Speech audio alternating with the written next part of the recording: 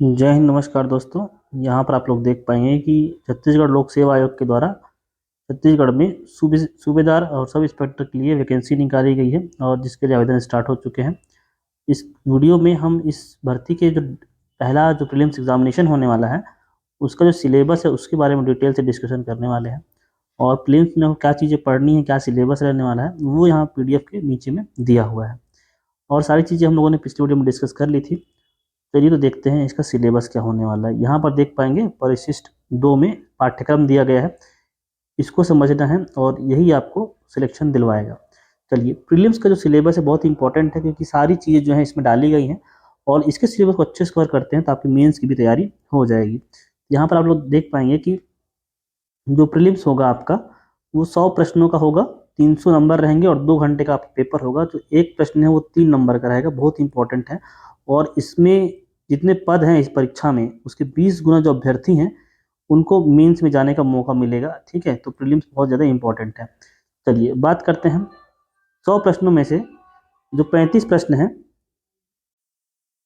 वो सामान्य अध्ययन के रहने वाले हैं। 35 प्रश्न जो कि 105 अंक हो जाएंगे इसमें। ठीक है, और उसके बाद हम बात करते हैं ये जो है भारत का इतिहास, भूगोल, संविधान, अर्थव्यवस्था, साइंस, दर्शन, करंट अफेयर, पर्यावरण, सारी चीज़ें इसमें रहेंगी। ठीक है, तो 35 प्रश्न आपके यहाँ से हो जाएंगे। 105 नंबर, काफ़ी बड़ा ये रहने वाला है पार्ट।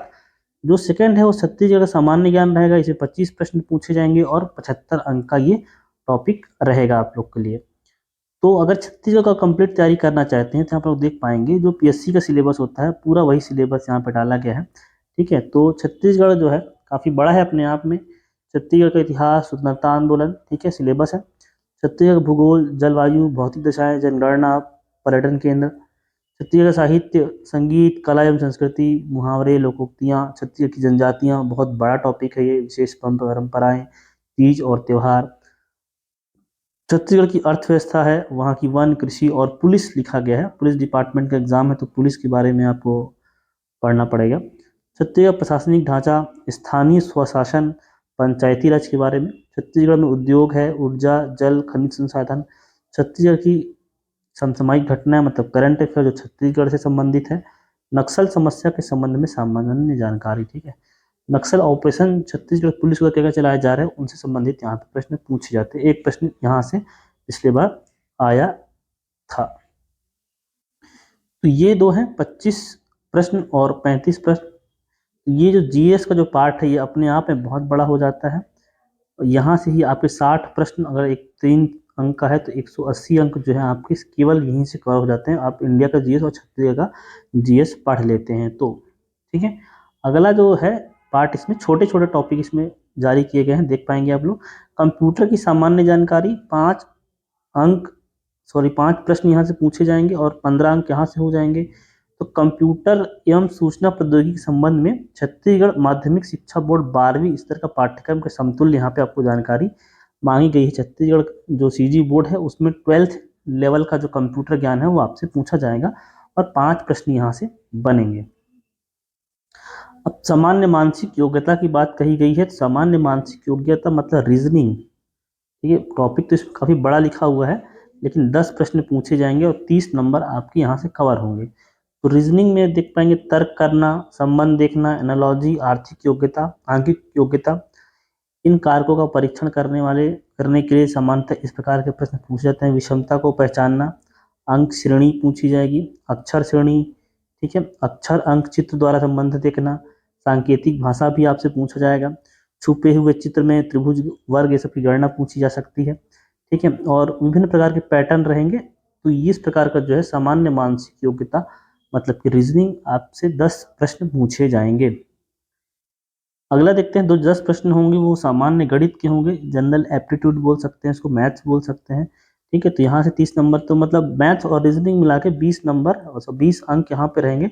60 नंबर जो है आपके मैथ्स और रीजनिंग है, ये बहुत इंपॉर्टेंट है। तो इसमें क्या पूछा जाएगा, मैट्रिक प्रणाली, ठीक है, लंबाई, क्षेत्रफल, आयतन, द्रव्यमान, समय का माप, ये सारी चीज़ें यहाँ से पूछी जाएंगी। उसके बाद संख्याएं हैं इसमें मैथ्स में।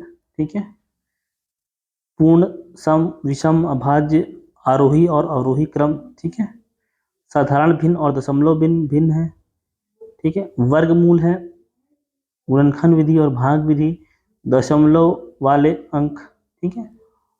औसत की अगर बात करें तो औसत निकालने के प्रश्न पूछे जाएंगे, परसेंटेज है आपके सिलेबस में, चाल समय दूरी है, सामान्य ब्याज है, मतलब साधारण ब्याज, इसमें चक्रवृद्धि ब्याज नहीं दिया गया है लेकिन चक्रवृद्धि ब्याज पढ़ना चाहिए, प्रश्न मिला के पूछा जा सकता है। लाभ और हानि का सिलेबस है, अनुपात समानुपात है, प्रतिशत है, परसेंटेज, ठीक है।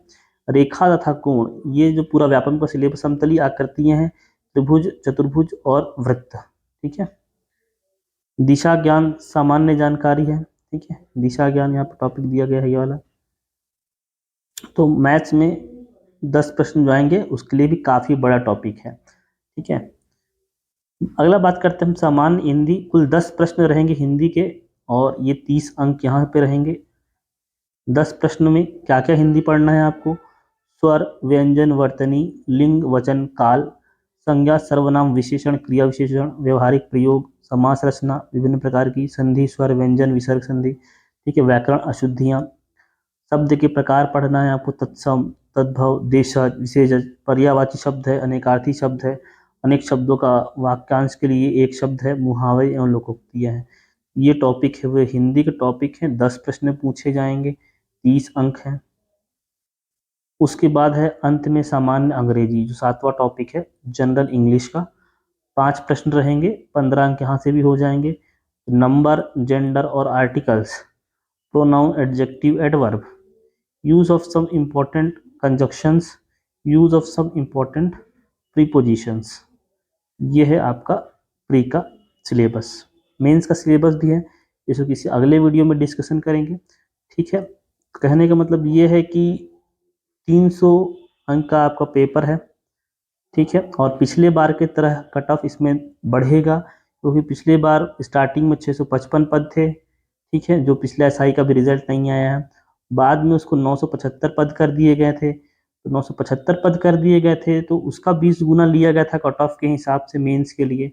लेकिन यहाँ पर अभी आपके पास केवल 341 पद हैं, 341 पद होने के कारण यहाँ पर इसका 20 गुना लिया जाएगा, ठीक है। तो निश्चित मानिए जितना भी कट ऑफ प्री में लास्ट ईयर गया था, ठीक है, तो उससे 10-15 नंबर 20 नंबर आगे ही होने वाला है। तो कट ऑफ को उतना ध्यान मत दीजिए, कोशिश करिए 300 में से आपके 200 प्लस नंबर रहें, 200 प्लस में जितना आप मैक्सिमम स्कोर कर पाएँ। क्या क्या टॉपिक पढ़ने हैं मैंने बता दिया है, अब आपको इसमें चूज करना है कि आपका कौन सा विषय मजबूत है, कौन सा विषय कमजोर है। जिस पर कमजोर है उस पर और अधिक काम करना है, जो मजबूत है उसको रिवीजन करते रहना है, ठीक है। तो जो सिलेबस था मैंने बता दिया है, सिलेबस का प्रिंट आउट ले करके अपने स्टडी टेबल में जहाँ पढ़ते हैं दीवार में जरूर चिपकाएं और इसके हिसाब से तैयारी करें। होप तो आपको सिलेबस समझ में आया होगा प्री का। प्री के एग्जाम के बाद किसी बीच की वीडियो में मैं मेंस का सिलेबस भी डिस्कस करूंगा और आपको 200 प्लस का ही टारगेट लेकर चलना है, 220 प्लस कोशिश करिए, 200 से ऊपर जितना भी मैक्सिमम आ जाए, ठीक है। तो मिलता हूं दोस्तों आपसे अगले वीडियो में, तब तक धन्यवाद, जय हिंद।